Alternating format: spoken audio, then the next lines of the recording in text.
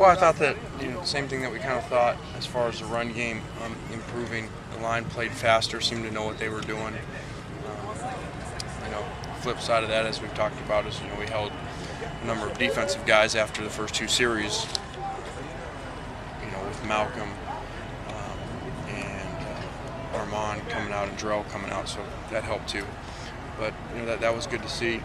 Mark Tyler continues to do well every day, and played well on special teams for us too, in the little special teams action that we had.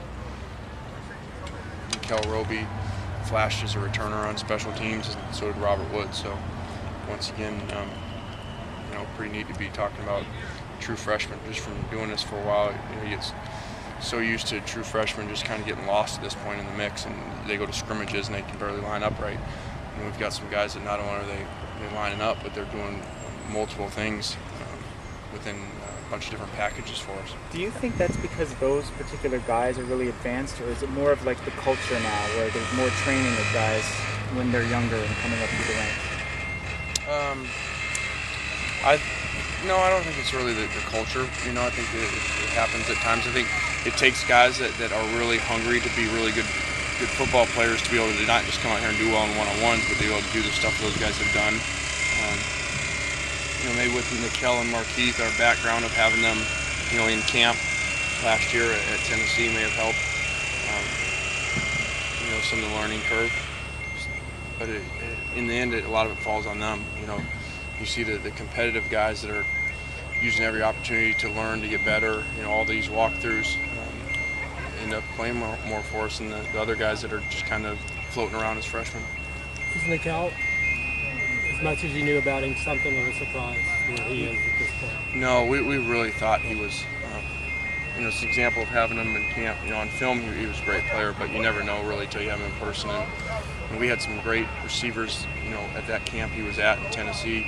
Some guys that have gone on to the SEC now, and he was covering everybody, including Markeith, and he was just all over the place. And, he's really special. We're actually trying to spend time to figure out where we're not going to use him because everyone's fighting for him.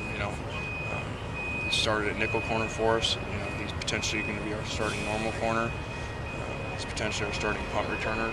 Could be our kickoff returner, and then at the same time, we want him to block kicks, so it's going to be hard for him to block the punt and return it both on the same play. So we do have to figure out, and also he's on the inside of kickoff coverage, so we've got to figure out, he can't obviously do all those things, even though he thinks he can, so we got to figure out where we're going to use him.